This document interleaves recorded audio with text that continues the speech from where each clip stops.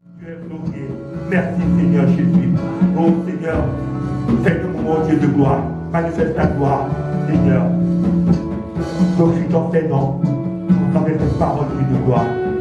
Merci Seigneur Jésus-Christ. Alléluia. Amen. Alléluia. Amen. Je suis dans la joie de vous voir ce matin, bien-aimé.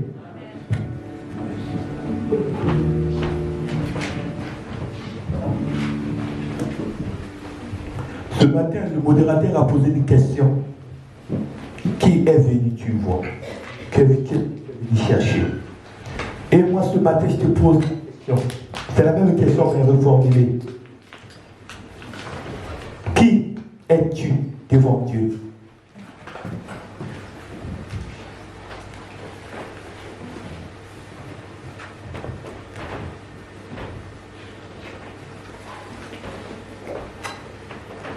Alléluia. Jésus Seigneur. Qui es-tu devant ton Dieu? Moi, je m'appelle Ozon Konga Marius. C'est vrai, c'est le nom que nos parents nous donnent quand on est né. Mais en Christ, qui je suis, moi? Je suis de mon père, je suis de ma mère, de mes amis ou bien de Christ? Alors, si on est de Christ, alors on est chrétien. Mais la question à se poser, quel genre de chrétiens nous sommes? Quel genre de chrétiens nous sommes réellement? Alléluia. La parole d'aujourd'hui, je vais vous parler des éléments qui se trouvent au travers de l'arche. Vous allez comprendre, c'est très important. Souvent, on en parle, mais on ne fait pas très attention. On va lire dans le livre des Nombres 17, du verset 1 à 11. On parle de la Vierge d'Aaron. Je vais lire au nom du Seigneur. L'Éternel parla à Moïse et dit: parle aux enfants d'Israël et prends une vierge selon la maison de leur père, soit 12 vierges. Donc, ça veut dire de toutes les tribus, les 12 tribus d'Israël, il y avait des responsables des chefs. Et chaque chef avait son bâton, d'où la vierge. Tu écriras le nom de chacun sur sa verge et tu écriras le nom d'Aaron sur la verge de Lévi. Car il y aura une verge pour chaque chef de maison de leur père. Tu les déposeras dans la tente d'assignation devant le témoignage où je me rencontrerai avec vous. L'homme que je choisirai sera celui dont la verge fleurira et je ferai cesser de devant moi les murmures que profèrent contre vous les enfants d'Israël. Moïse parla aux enfants d'Israël et tous leurs princes lui donnèrent la verge. Chaque prince une verge selon les maisons de leur père, soit 12 verges. La verge d'Aaron était au milieu de leurs. Moïse déposa des verges devant l'Éternel dans la tente d'assignation. Le lendemain, lorsque Moïse entra dans la tente du témoignage, voici la verge d'Aaron pour la maison de Lévi avait fleuri. Elle avait poussé des boutons, produit des fleurs et mûri des amandes. Moïse ôta de devant l'Éternel toutes les verges et les porta à tous les enfants d'Israël, afin qu'ils les vissent et qu'ils prisent chacun leur verge. L'Éternel dit à Moïse: reporte la verge d'Aaron devant le témoignage pour être conservée comme un signe pour les enfants de rébellion, afin que tu fasses cesser de devant moi leurs murmures et qu'ils ne meurent point. Moïse fit ainsi, il se conforme à l'ordre que l'Éternel lui avait donné. Alléluia. Amen. Là, on parle, si vous voyez l'histoire, on parle de murmures. Le peuple d'Israël commençait à murmurer, il y avait une partie qui n'était pas content qu'il y ait un chef. Alors ils sont allés voir Moïse, ils ont dit: qui vous a placé comme notre chef? Moïse les a dit, et Moïse est parti, il est parti invoquer l'Éternel Dieu. Pour éviter ce bruit, ce murmure, il a fallu que Dieu demande à toute la tribu de Juda, dans chaque famille, qu'ils apportent leur bâton des responsabilités de chef. pour faire un signe, pour montrer qui Dieu choisirait pour être Lévi. Alléluia. Celui qui conduira aussi. Amen. Amen. Mais si on parle un peu plus loin, on va parler de l'arche. On dit que dans l'arche, il y avait les tables de la loi, les tables que Moïse avait écrites. Parce que le premier que Dieu avait écrit a été détruit. Il fallait une seconde, Dieu a demandé à Moïse lui-même d'écrire. Les tables de la loi, les tables qui représentent la parole de Dieu. Donc, quand c'est la parole de Dieu, cela dit que ça représente la présence même de Dieu Tout-Puissant. Alléluia. Amen. La Bible dit encore, dans l'arche de l'alliance, il y avait la manne. La manne, la nourriture que le peuple d'Israël avait mangée dans le désert. Cette nourriture, on dit que pour nous, ici, là, on n'a pas donné vraiment la forme. Il n'y a pas vraiment la forme. Même le nom même de la manne n'est pas trop clair. Parce que quand on voit la manne, on peut trouver l'explication, son sens que dans l'explication du nom. Parce que la manne, quand on va en hébreu, on parle de manou. Manou signifie c'est une question. Qu'est-ce que c'est? Dans l'autre sens, il y a un sens aussi, on parle de grand panier. Ça signifie un grand panier, la manne, grand panier où on met des grandes marchandises. Donc, il n'y a pas vraiment un sens. C'est vrai que Moïse a dit que Dieu vous enverrait la nourriture du ciel. Dans d'autres termes, on appelle aussi le don du ciel, donc le cadeau du ciel. Mais la manne en elle-même, comme, je ne sais pas pourquoi ça s'est arrêté par la manne, par l'identification le nom, on a donné le nom d'une question, qu'est-ce que c'est? Ou est-ce que, parce que le peuple d'Israël avait la crainte de Dieu de donner tout ce qui est sacré à Dieu, de donner un nom? On ne sait pas. Mais au moins la manne, c'est une question. Donc, qu'est-ce que c'est? Et c'est resté comme ça. Et après la manne, il y avait le bâton d'Aaron qui avait fleuri. Mais toutes ces trois choses étaient dans l'arche de l'alliance.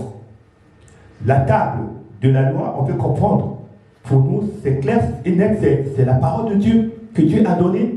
C'est la présence même de Dieu, la plénitude de Dieu. Mais quand à la manne, le bâton, cette présence-là, parfois on se pose la question, mais on ne sait pas, c'est quoi la présence de la manne et du bâton?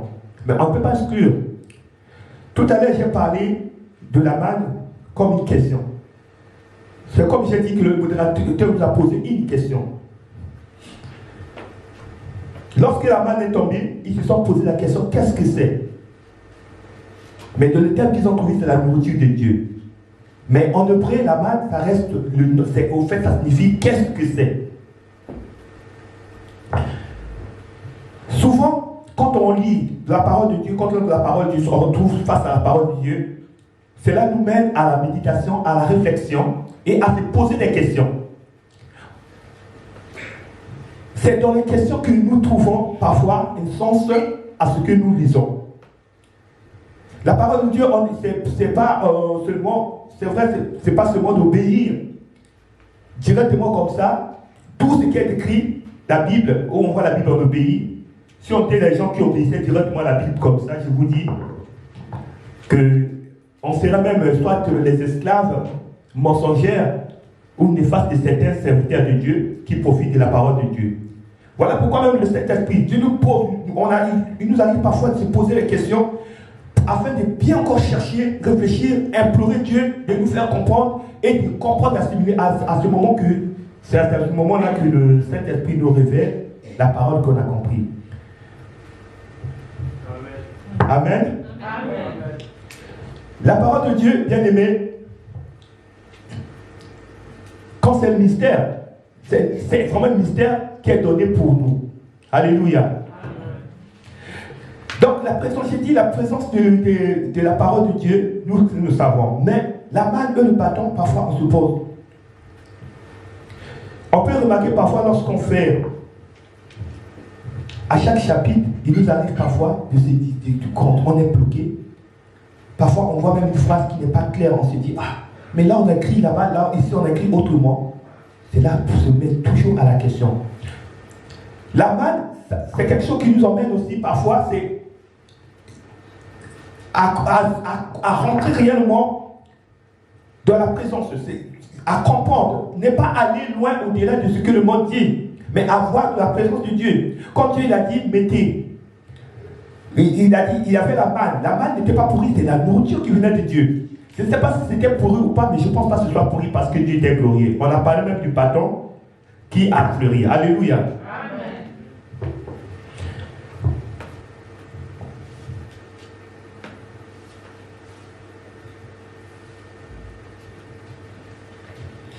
Et après, nous passons maintenant au bâton. Le bâton d'Aaron, c'est quelque chose. Parfois, moi aussi, je me posais la question, mais c'est vrai. Dieu pouvait seulement mettre un signe, mais pourquoi le mettre dans l'arche?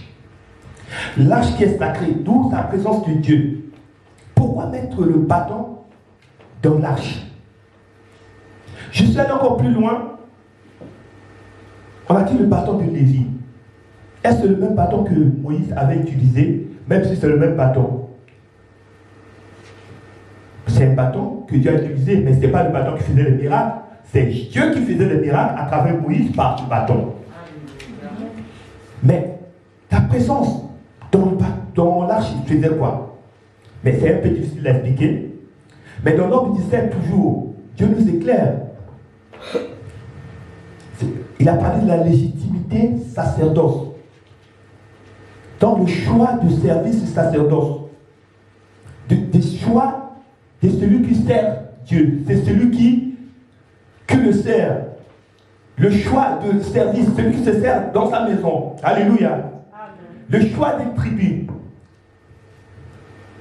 Ça n'a pas seulement un sens d'un poids qu'il faut mettre sur mon souvenir, mais c'est souvent le mot légitime sacerdoce, un choix de Dieu qu'on ne peut pas exclure, qu'il faut accepter. Alléluia. Amen. Quand on voit tout cela, on voit la parole de Dieu, on voit la manne et on voit le bâton. On voit le choix de l'existence de l'Église. Alléluia. Amen. Le choix d'un culte institué par Dieu. Parce qu'il fallait qu'il y ait les Lévites pour faire le service sacerdotal. Alléluia. Amen. Le choix des prêtres, des sacrificateurs. Alléluia.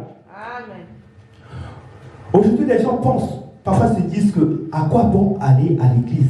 Ça sert à quoi le pasteur? Ça sert à quoi? On a l'internet, on a la parole de Dieu. Alléluia. Amen. Ce sont parfois, il y a plusieurs questions. Même tout le monde se pose toutes ces questions. Ça sert à quoi d'être église? Mais je vous dis, si vous lisons bien l'ordre, nous comprendrons que c'est un point qu'on ne peut pas exclure. C'est Dieu qui a instauré cela et Dieu veut que ce soit cela. Amen. Mais s'il veut que ce soit cela, c'est parce que cette institution est très très très très importante pour nous. Je vous dis, sans les serviteurs, sans le pasteur, sans les serviteurs, aujourd'hui on peut aller dans notre maison, on peut rester chez nous à regarder tout le temps à l'internet,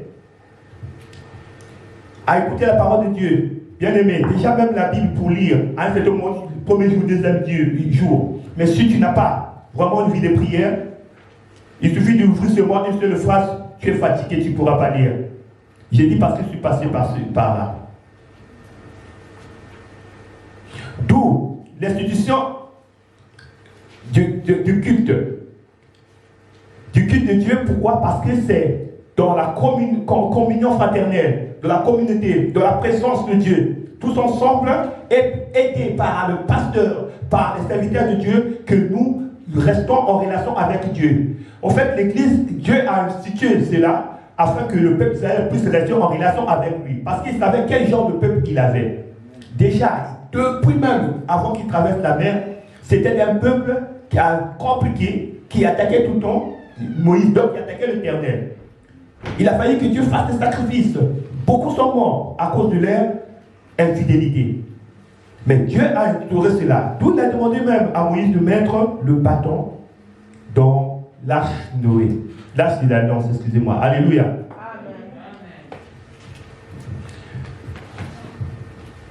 La dimension communautaire, fraternelle, vraiment, et l'importance du culte de l'Église, c'est pas seulement de venir et d'écouter, non. Mais c'est de venir pour Dieu, de venir pour Dieu, pour chercher Dieu, pour regarder à Dieu, bien aimé, pour le service. C'est pas seulement de venir, comme tu dis qu'on est chrétien aujourd'hui, bon, même pour les serviteurs. Si c'est seulement l'habitude, la même habitude, parfois nous pensons qu'il faut chercher un changement, quelque chose de nouveau, dans la façon de faire, dans notre façon d'être aussi. Alléluia. Amen. Donc, le culte, quand Dieu a instauré, il a demandé à ce que ce soit mis, le bâton soit mis, c'était pour aussi un changement, pour appeler le peuple de Dieu à rappeler que les serviteurs, il y a les Lévites qu'il faut obéir, il faut venir à eux. C'est eux qui vont mettre des relations entre moi et vous. Donc, il n'y a pas une autre voie. C'est vrai qu'aujourd'hui, là, même avec Jésus-Christ, cela n'a pas changé. En plus, le Seigneur Jésus-Christ va plus loin, bien-aimé. Il nous ramène toujours à l'arche. La Bible nous appelle l'arche aussi, l'arche de témoignage. Alléluia. Amen. Nous, en tant que chrétiens, nous sommes appelés à incorporer les tables de la parole de Dieu, la manne et l'arche dans notre vie. Alléluia. Amen. Quand Jésus dit vous êtes le temple, quand il dit vous êtes le temple du Saint-Esprit. Donc nous sommes l'église même. L'église des témoignages. Il ne suffit pas seulement d'avoir la parole pour dire que tu es chrétien ou bien tu es celui qui témoigne Dieu. Non. Il faut incorporer aussi la manne. Parce que si tu as la parole et que tu as les questionnements, à ce moment-là, il te faut aussi le service.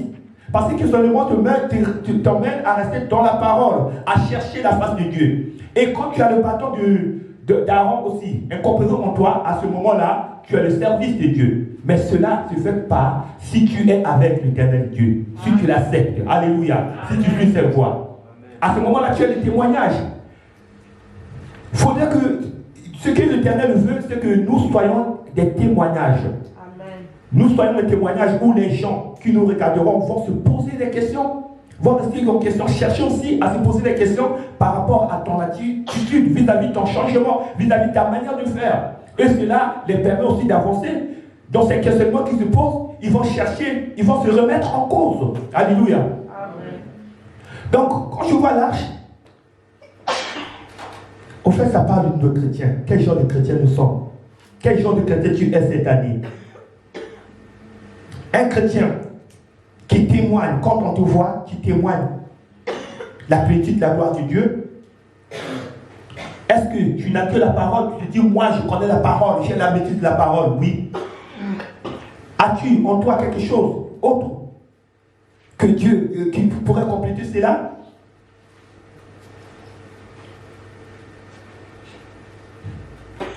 Es-tu celui qui doit aider l'autre à rester en relation avec Dieu? Il ne suffit pas d'être seulement celui qui vient ici en haut ou qui chante, qui sert pour dire que non, moi voilà, ceux-là sont des chrétiens, moi je suis un chrétien, je suis à côté. Non. Nous sommes appelés à proclamer le nom de Dieu. Alléluia. Amen. Dieu veut que tout le monde soit un culte, que tu sois un prêtre. Alléluia. Amen. Que chacun de nous soit un serviteur au service de l'autre. Mais comment l'être? De ta façon aussi à toi d'être, ta façon de se comporter, ta façon de changement, ta façon de faire à l'extérieur de l'église. Ça ne t'a pas arrêté, mais surtout dans la présence. Parce que si tu es celui que tu viens que un dimanche, l'autre dimanche tu es malade, l'autre dimanche tu es fatigué, tu es celui que tu viens. Quand tu viens, tu n'es pas dans le culte, tu chantes, tu viens seulement pour la louange, dans la prière, tu n'es pas là, tu te sens faible. Bien aimé, il y a quelque chose qui ne va pas. Le pasteur avait dit toujours la parole, c'est ce qu'on connaît la parole. Il est doux et agréable, des frères essaient de faire quoi? Bien-aimés, mais demeurer ensemble, ce n'est pas seulement pour demeurer pour le plaisir. Parce que Dieu a instauré cela afin qu'ensemble, nous puissions être dans sa présence, nous soyons en relation avec lui. Amen. Mais cela, c'est quand chacun de nous est l'arche de l'alliance en Christ, bien sûr. Aujourd'hui, nous sommes le temple du Christ. L'arche a été mise dans le temple de Jérusalem. Mais Dieu n'habite pas les temples. D'où nous sommes le corps du Saint-Esprit. Nous sommes le temple de Dieu aujourd'hui là. En nous, nous avons la parole. Mais ça ne veut pas que nous devons avoir aussi la manne. Mais eux aussi le pardon. Donc le service, c'est pas seulement quand tu es là, mais si tu veux vraiment le service, tu proclames la gloire de Dieu, tu fais un service, bien aimé. Quelle est ta position? Est-ce que tu as la manne? Est-ce que tu as le bâton d'Aaron que Dieu a mis dans l'arche? La Bible dit que le bâton avait fleuri, a même donné des amandes. Cela signifie que toi, il faut en toi qu'il y ait aussi les fruits de l'esprit. Alléluia, tu es celui qui va donner les fruits. Celui qui donne la joie. Celui qui éclaire la lumière. Si on éteint la lumière ici, il va rester que tout est noir. S'il n'y a pas de soleil ici, de l'autre côté, ça va être du jour, ici, ça va être noir. Et quand on regarde la parole, on dit que la parole est vraie et vérité. Donc, tout est ténèbres. Mais il n'y a que Dieu qui est lumière. Alléluia. Voilà pourquoi il nous dit, nous sommes des lumières, ceux qui éclairent dans les ténèbres. Amen. Il n'y a pas un autre. Soit tu es dans les ténèbres, soit tu es dans la lumière. Quand on se loin de Dieu, on ne brille plus. La flamme en toi diminue. C'est le péché qui te couvre. Tu es dans les ténèbres, tu ne te vois plus. À ce moment-là, c'est quoi? Satan. Hier, quand j'ai parlé, j'ai dit, quand Saül, quand l'esprit de Dieu sortait de Saül, c'est un autre esprit mauvais qui venait remplacer. Mais la présence de la parole, de la louange, de l'adoration envers Dieu, de David, quand il chantait, cela faisait en sorte que l'esprit qui était en Saül puisse rester éveillé. Mais l'esprit démoniaque qui était toujours là, mais l'esprit de Saül restait éveillé. Et à ce moment, Saül était apaisé, il était en paix. Parce qu'il n'y a que Dieu qui donne la paix. Il n'y a que Dieu qui donne le salut. Il n'y a que Dieu qui donne la joie.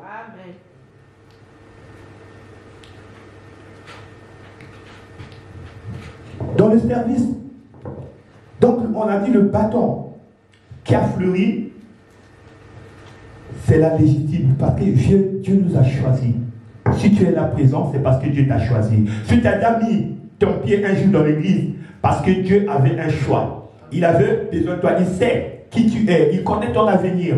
Il sait peut-être quel besoin que tu as. Dieu nous connaît mieux. La Bible dit il connaît même notre futur. C'est surtout pour notre futur que Dieu continue à agir. Alléluia. Amen. Mais si tu es celui qui s'éloigne, quand tu te sens faible, tu te sens négligé, au lieu de t'avancer vers le serviteur de Dieu que Dieu a établi afin de nous aider à être en contact avec lui, tu restes loin et tu fais par ta force, bien aimé, tu n'arriveras point.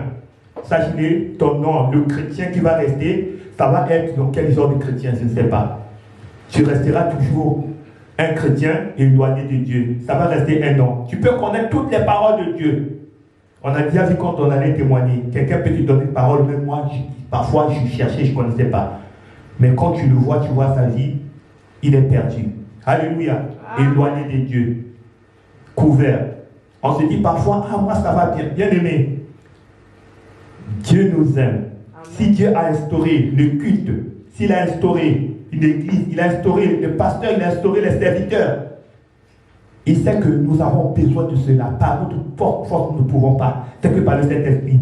Mais les serviteurs, le pasteur est là pour nous guider, pour nous conduire. L'église est là pour que nous nous assemblons. Parce qu'il y a des choses où parfois nous n'avons pas ailleurs. Mais quand on vient à l'église, on a cette paix. Amen. Et cela reste en nous. À ce moment-là, quand nous sortons, nous ne sommes plus les mêmes. La parole de Dieu doit être gravée dans nos cœurs. Ces tables de la loi doivent être gravées dans ton cœur. Ça va être gravé dans la chair. Ce n'est plus sur les pierres que c'est gravé, mais il faut que ce soit gravé sur ta chair, que ce soit gravé dans ton cœur. afin que tu puisses incorporer la manne, que tu puisses incorporer aussi par Jésus-Christ le bâton d'Aaron qui a fleuri, pour le servir, pour l'adorer, pour le louer. Alléluia. Ne reste pas un chrétien éloigné, un chrétien qui est tout le temps dans quelqu'un qui est toujours dans le culpabilité, tout le temps dans le péché, tout le temps dans la joie du monde. Quand tu viens à l'église, c'est bon. Dès que tu es parti, tu oublies tout, tu deviens notre bien-aimé. Cette année, Dieu veut de toi. Le monde, si vous regardez bien les signes, regardez les signes qui se passent, même en Russie, contre toutes les nations, regardez les signes, vous comprenez que nous sommes vers la... Ce sont les signes de le fait du temps. Lisez les signes, bien-aimés, la parole de Dieu est merveilleuse. Amen. Le jour J approche. Mais tu es où? Tu cherches encore quoi? Tu cherches qui? Reste dans la présence de Dieu. Et tu n'es pas tout seul. Dieu t'a mis des serviteurs, ceux qui parfois ils se sacrifient. Vous pensez que si c'était seulement pour nous-mêmes, pour eux, on aurait des serviteurs de Dieu qui se sacrifient, qui sont là à jeûner pour le peuple à faire cela. Ils n'auraient pas fait ça. Mais pourquoi ils font ça? C'est parce que c'est une institution de Dieu. C'est parce que personne ne peut se passer de la parole. C'est Dieu qui a décidé cela. Et c'est pour toi, pour l'amour de Dieu, pour l'amour qu'on a envers vous, que les hommes de Dieu se lèvent comme ça. Mais si tu es hors, bien-aimé, c'est compliqué. Approchez-vous. Approchez-vous, on a le mercredi où parfois le pasteur le reçoit. On a le jour, même pas le mercredi. Il suffit d'appeler n'importe quelle heure. Si c'est possible, ils vont répondre. Ils vont vous donner rendez-vous, vous aider, quel que soit le problème. Tu vas régler ton problème avec ton oncle ou avec un ami. Oui, il a prié, il connaît la parole de Dieu, il peut te mettre en pratique, bien-aimé. Mais s'il n'a pas l'Esprit de Dieu, et le Saint-Esprit n'agit pas dans le même sens avec tout le monde. Il peut avoir l'Esprit, mais l'Esprit qu'il a, ce n'est pas pour t'emmener à Dieu. Parfois, cette parole, il n'est pas là pour te donner parfois des réponses. Il va te donner selon sa connaissance, selon la chair. Mais c'est quelqu'un parfois qui est dans les traditions, quelqu'un qui est dans l'alcool, quelqu'un qui est dans le quoi. Tu dis parce que c'est un grand, c'est un adulte, il connaît les choses, il connaît la parole de Dieu, je vais demander des conseils à lui. Je ne vais pas aller chez le serviteur de Dieu parce que ça va... Non, bien aimé. Les serviteurs de Dieu sont consacrés, sont tenus à un secret. Ils sont tenus à un grand secret, donc ils ne peuvent pas. Le seul moment où ils peuvent demander les prières aux serviteurs de Dieu, c'est normal que les anciens, ils ne peuvent pas connaître tout, mais ils peuvent donner un point que pour la prière. C'est normal. Et c'est vraiment heureux, c'est une joie que nous avons des serviteurs de Dieu. Amen. Donc nous sommes des chrétiens qui sont appelés à rallumer le feu, à être des témoignages. Mais si tu es loin, ça ne va pas. Mais il n'est pas trop tard. Dieu veut nous relever, et il veut nous relever dans sa présence. Amen. Tu te sens faible, bien-aimé, ce ne soit pas une honte. Rapproche-toi des serviteurs de Dieu. Tu n'arrives pas à prier, ne sois pas de la honte. Rapproche-toi des serviteurs de Dieu. Tu n'arrives pas à lire la Bible. La dernière fois, j'ai appelé la prophétesse, j'ai dit, je me tombe même. Moi, je fais même 4 jours. J'ai lu seulement un seul verset. Ça m'avait fait très mal. Pourquoi? Parce que j'étais tellement dans le boulot, tellement quand je reviens direct, je dors, je prie, je glorifie Dieu, je dors. J'ai dit, mais ce jour-là, il a fallu que Dieu me rappelle. Alors, parce que sa parole, cette parole-là est nécessaire pour notre esprit. Amen. Alléluia. Amen. Reste le chrétien, bien-aimé. Pose-toi la question, qui suis-je devant Dieu? Quel genre de chrétien je suis? Et qu'est-ce que Dieu veut que je sois pour lui? Quel genre de chrétien Dieu veut que je sois pour lui? À ce moment-là, Dieu, le Saint-Esprit te révélera. Alléluia. Amen. Que Dieu vous bénisse. Amen.